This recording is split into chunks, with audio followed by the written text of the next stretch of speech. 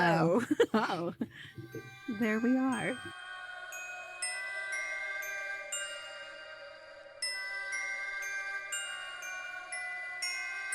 I gotta get my electric blanket settled. Our heat works, but it's cold outside. This is the greatest.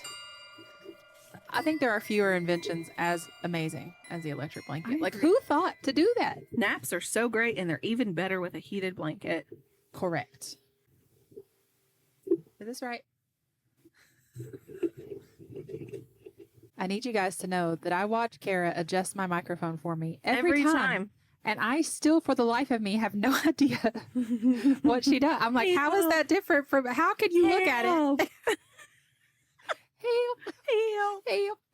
I can look at it and still be like, I don't know what's different. I don't know. It looks the fine. same. It's a good thing Kara's here. Talking to the side. Speaking to the side. Speaking to the horn. Anyway, this is the Witches Magic Murder and Mystery Podcast. I am Kara. I am Megan. Yeah, sure. She sure is. If you are happenstance, if you happen to be new to the podcast because you heard me on the radio last week, hey, Heyo. I guess now it's going to be 2 weeks ago by the time this comes out. Still, that was so much fun. I want to go on the radio every day. Yeah, it's my new job plan. Job plan. It's my new career goal. I love it so How much. do I get to do this all the time? Yeah. Honestly, though, I think the reason why it felt so fun and easy is because You weren't doing the main job. exactly Mandy, because I was on there with Mandy and friends, so it's on 106.3. She goes every day from 2 to 6, and she just makes it easy and fun. Yeah, you know, like she's very great. She's been doing that for a while, Yeah. and you're like, oh, this I is think great. it's really This is- just that I liked her so much. This is easy peasy. Yeah, this is nothing. She's You like get crying paid for in a this. corner. I know her job is a lot more than just what I Oh do. my gosh, yeah, and they get up so early. I know. Ugh. Well, I guess not all of them, but Yeah. I don't know. So if you're local, tune in to Mandy. Also tune into the Beer Man. to Beer Man, Classic Rock 92.1, 10 to Yeah. 3. He does a pretty good job. He's okay. He's all right. We like him sometimes. I have a story Okay. for you. You do? I do. That's what we're doing today? That's what we do on this Oh podcast. my gosh, okay, wow. Wow, okay. And it's a witch story, Yay. but not yay. not a fun one. Okay. Usually we really love the witch stories Yeah. because Because it means it's a badass woman. right, even if it's like she is put to death at the end of it, it's still like I love seeing examples of women Yeah. living the way they want to live. Yeah, let's in a continue her time when it was legacy. very much not okay to do Right. so. But this one is And not terrible. one way to continue. Okay. No, it is related to the Salem Witch Trials. Oh. And that is a a truck. loud truck. Mhm. Okay. Are we ready? Yes. Also, I keep getting these like wispy hairs that keep like attaching to my face. Remember that happened to me when I had that In the episode fan, where after I and got I'm my like, hair. "Ah." Okay. All right. So back in episode 207, A Tale of Two Sarahs, we talked about Sarah Osborne and Sarah Good, Yes. two of the women who were murdered during the Salem Witch Trials. At the time that Sarah Good was arrested and charged with witchcraft, she had a 4-year-old daughter named Dorothy. Oh yeah. Her name has sometimes been recorded as Dorcas, but it's Yes. Dorothy. Yeah. Dorcas is another one of those old-fashioned names that I'm like, I could see why that one didn't come back. Yeah. Yeah. Dorcas is Dorcas. just, Yeah. bless her heart. Mm-hmm. But I think even in that episode when I talked about her, I thought her name was Dorcas, Oh yeah. but it's not. Yeah, because we talked about that. So at 4 years old, little Dorothy was taken into custody and interrogated by the Oh. local magistrates At 4? about her mother. You know the stories Olive would make up now at 2. Well, and not just that, but just imagine how scary it all had to have been. At You the just time. lost your mom. Well, she hasn't even lost her mom yet. Oh, This yeah. is just like when everything's being investigated Yeah. about her mom. But like she's 4, she has no understanding of what's happening. She Right. just knows that people are freaked out and they're Yeah. talking about witchcraft. And now her mom's been arrested Yeah. and they're asking her Yeah. at 4 Yeah. questions about it. Huh? So this interrogation went on for 2 weeks. A 4-year-old.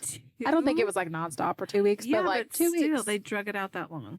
Not just like, let's sit down for a couple minutes.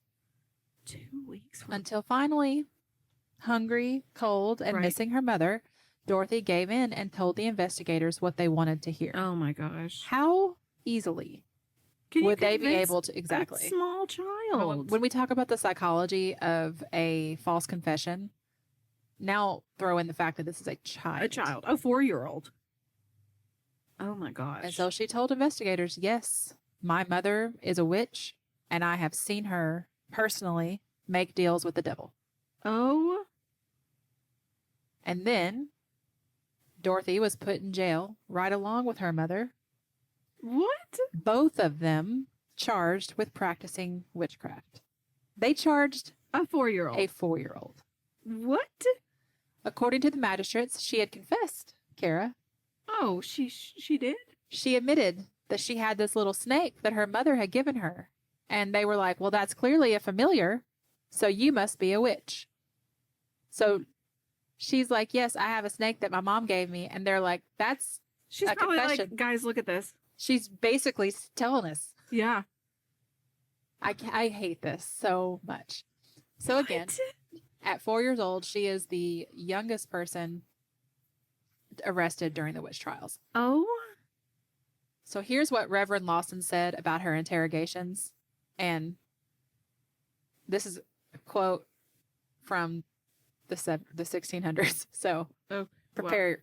All of us need to prepare for the way I'm not going to get through this well. Yeah. The magistrates and ministers also did inform me that they apprehended a child of Sarah G. and examined it, being between 4 and 5 years of age. And as to matter of fact, they did unanimously affirm that when this child did but cast its eye upon the afflicted persons, they were tormented. And they held her head, and yet so many as her eye could fix upon were afflicted. So if you were in her range of sight, basically, which they did several times make careful observation of. The afflicted complained. They had often been bitten by this child and produced the marks of a small set of teeth accordingly. Well, yeah. She's a small human and you're holding her head and she's scared.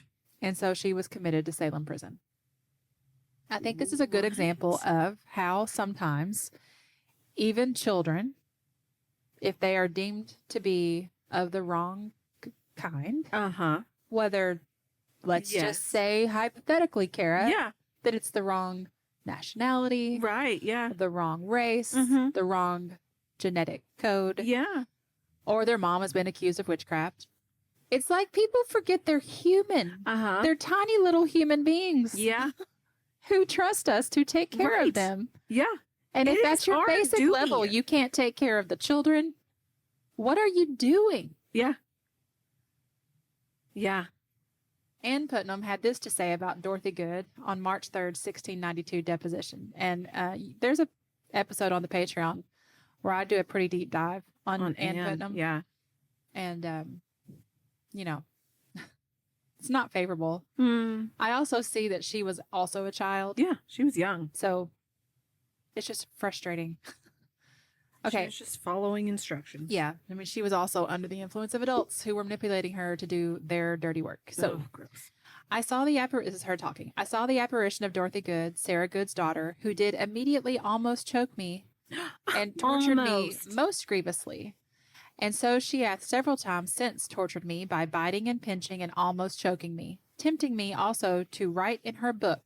And also on the day of her examination, the apparition of Dorothy Good tortured me during the time of her examination and several times since. What?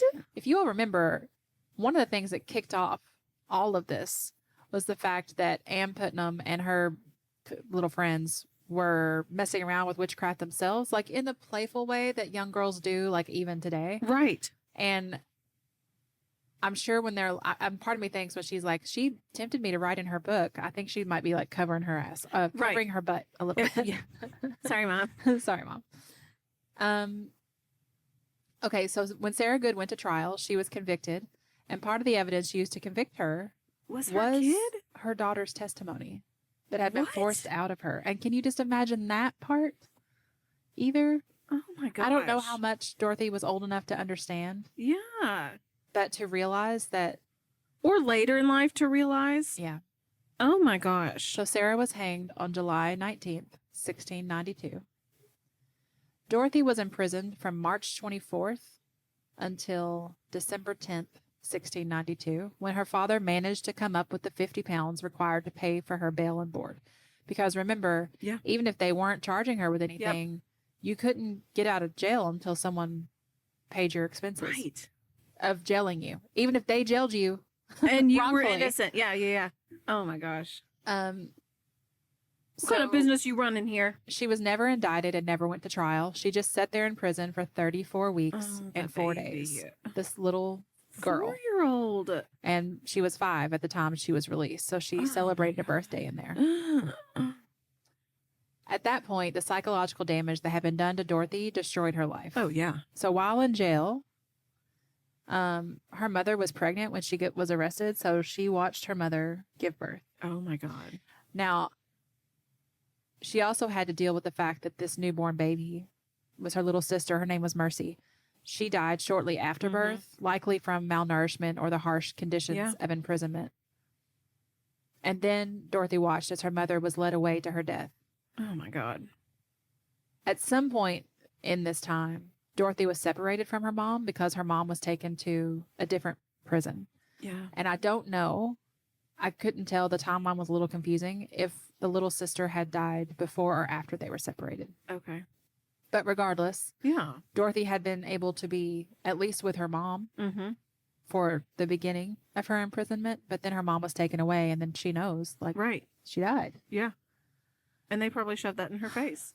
In 1710, Dorothy's father, so this is after she gets out of jail, Dorothy's father submitted a petition for restitution. At this point, Dorothy is 22 years old, and his petition said it described Dorothy as chargeable, having little or no reason to govern herself. That phrase chargeable refers to the financial burden of caring for a severely traumatized person. We don't know a lot about Dorothy's dad, Sarah Good's husband. His name was William, but what we do know isn't all that great. Like when he and Sarah were married, he didn't really help support his family. And when his wife was accused of witchcraft, he told the magistrates that he was afraid that she was either a witch or would be one very quickly. And I can't. He described his wife as, quote, an enemy to all good. Good Lord. What? She asked you to pick up your dishes? And she is an enemy to all things that are good. Oh my God. So I still don't know. We know that a lot of these accusations and finger pointing that happened during the witch trials happened as a result of they were trying to save themselves. And there were men who were accused of witchcraft. Yeah. So it's possible that he was just saying whatever they had him say. Because it just feels terrible that he would be like, that's the mother of my children. Yeah. And I'm going to say all these horrible things about her. But also entirely possible he was a jerk. Who knows? Oh, man. So it's hard to keep up with what happened to Dorothy after she got out of prison. We just know that she wasn't doing well based on that petition submitted by her dad. Part of the reason we have a hard time keeping up with her is because of the confusion over her name. She's identified as Dorcas when she was initially arrested. Oh, yeah. So tracing her name before, during, and after the trials is a little tricky. Okay. But one of the articles I read revealed that she was basically taken care of by various people around the town. That was sort of the norm at the time for people who were considered the deserving poor. So these people were placed in private homes, just living with it'd be like you or me taking them in. And then the town would pay us to provide food, lodging, and clothing. You just agreed to, I will let this person live with their caretaker me. at this point. Yeah. I mean, sort of in the same way that people become foster parents, right? And then they're paid for the expenses by the state. Yeah. So one of those people who she lived with for a time, I just think this was super interesting. If you go through the articles in the show notes, you can read. I mean, it traces every person she lived with. But I'm just telling you about a couple that I thought were super interesting. It is really history. But you can just see the records of it. So one of the people who she lived with for a time was Benjamin Putnam, and he is related to Anne. Yeah. They were cousins. Yeah. But he's fairly removed from all the drama. He's like, guys, I don't want to do The only sign of involvement that they could find of him in regard to the witch trials is his signature on a petition in support of Rebecca Nurse. Oh. Who we talked about in episode 210, the Town Sisters. Oh. So the fact that that's his, you know how it is. Like you get your family and you're like, I don't know. Yeah, I don't want to have anything to do with them. Yeah. Change my last name. Yeah. So Payments issued by the town of Salem indicate that Dorothy lived with Benjamin for at least 7 years. Oh, wow. From 1708 to 1715 when Benjamin died. Okay. At that point, she disappears from the records for a few years, and then 1720, there's an order that Dorothy Good be warned out of this town, which meant the town refused to take responsibility for her any longer. Wow. They didn't want to pay for her anymore. And we've talked about that. I know I'm referencing so many episodes here, but I think it's interesting whenever we kind of run into these same things over and over. Yeah. So there's episode 131 about the Nissitissit witch. Yes. Where it's this old lady who, there's this motivator to accuse people of witchcraft and run them out of town. These older people with no support, no way to support themselves. They're just considered to be a drain on the town's resources. So they basically bully you. You're a witch. They want you to leave. They want you to go to a different town because they just think you're a drain on their resources. And they move on to a new town where they probably go through all the same thing again. Yeah. So apparently the reason that Dorothy was warned out of Salem was because she was pregnant. Colonial New England towns typically warned out unwed mothers to avoid the cost of caring. Was it Putnam's baby? I don't think so. No, he was an old man. The reason why she was away from him at 1715 is because he died. Yeah. So he let her live with him until he died. That's so sweet. But that would have been a slap in the face. Yeah. So the town doesn't want the expense of caring for a poor unwed woman raising an illegitimate child. Those are their words, not mine, just so we know. Yeah. We don't know who the father was, but we do know that this little girl, the child that Dorothy had, was also named Dorothy. Oh. So rather than being thrown out of town, though, other people stepped in to take care of her. There's this period where you can sort of follow her through town records based on the payments that were given to the people who cared for her. So at some point, she had a second child, a son. And, there's a time when Dorothy and her son lived with a man named Jonathan Batchelder, which is wild because that man had testified against Dorothy's mother, Sarah Good, during the witch trials. Oh, my gosh. And then Dorothy and her son end up living with him for a little over a decade. Oh, my gosh. So you're like, was that some sort of, like, he's trying to make it up to her? Sorry? Yeah. I don't know. So overall, town records paint a picture of Dorothy Good requiring a considerable... Overall, town records paint a picture of Dorothy Good requiring a considerable amount of care over her lifetime. And it kills me that there are points when the town is like, we want her out of here because it's highly likely that the whole reason she's in this situation where she needs to be taken care of is the town's fault. Yeah. You know, like who knows what her life could have been. The amount of PTSD this poor woman went through. Exactly. At 4 years old. 4 and 5. On August 15th, 1761, there was a notice published that a woman identified as Dorothy Good was found dead in a bog meadow in New London, Connecticut. The notice read, Friday last was found lying in a desolate bog meadow in the north parish of this town, the dead body of a person almost consumed. Upon inquisition made, the jurors gave in their verdict that it was the body of one Dorothy Good, a transient vagrant person, who had wandered into said desolate place and perished. Oh my gosh. After their judgment was taken, a decent burial was given her as the circumstances would admit. Oh. One issue with this is that we don't actually know if this refers to our Dorothy or her daughter. Good itself was not a super common last name. So they think it's probably one or the other. Right. They don't have a lot of records of her daughter either. Okay. So this could be our Dorothy. It could be her daughter. It's just all really interesting because when we look at the victims of the witch trials and their descendants, for the longest time, it was believed that Sarah Good only had 2 daughters. Right. And that's basically where her lineage ended. Her 2 daughters being Dorothy and then Mercy, who had died in prison. But as it turns out, she also has at least 2 grandchildren from Dorothy. Yeah. And who knows if those grandchildren have children. Right. They're still kind of investigating and trying to trace everything. That's crazy. I'm just happy that people are still looking into it. Right. Yeah. Looking in and trying to understand and telling these stories. So, wow. That is the story of little Dorothy Good. And Dorothy Good. Yeah. Oh my gosh. Bless her little heart. I hate it.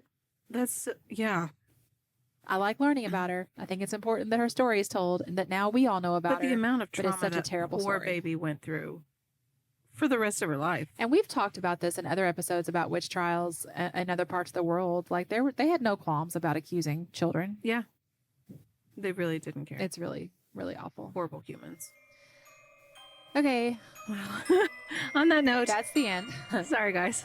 We love you so much. Goodbye. Goodbye.